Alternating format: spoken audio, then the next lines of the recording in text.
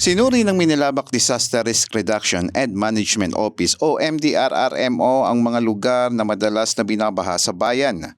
Layunin nitong mapanatili ang kaligtasan ng mga residente at maiwasan ang malawakang pinsala. Sa ngayon po, nasa third day na po tayo.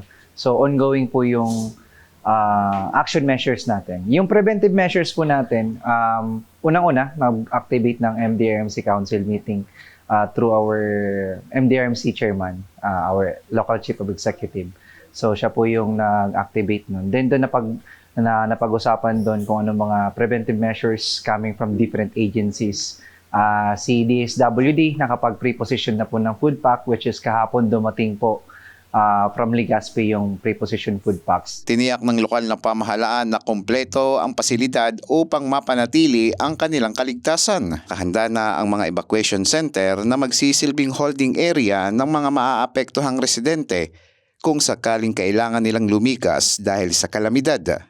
Ang mga barangay talagang unang nagsasuffer ng flooding is number one yung poblasyon natin. So ang kalakip dito sa poblasyon is San Felipe Santiago, San Francisco, San Juan San Lorenzo, Del Carmen del Rosario, and dito naman tayo sa pinaka barangay ng mga malalapit sa Bicol River.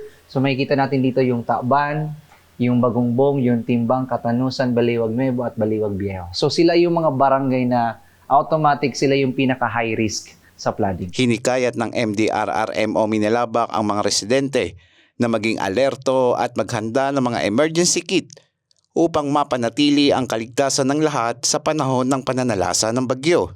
Kaya si Arthur Solares, abala sa pagsasaayos ng kanilang bahay dahil sa sariwa pa sa kanya ang nangyaring pananalasa ng bagyong Christine noong nakaraang taon. Na yung dating nakaraang kasing Christine na medyo na nagkaroon na kami ng phobia, medyo nag-anticipate na kami itaas na.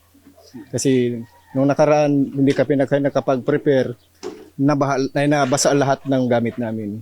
Kasi di namin inaasahan na ditong sa may kalsada, hindi inaabot, halos doble luminagpas, inabot yung bintana namin. Eli Balbin, CSN.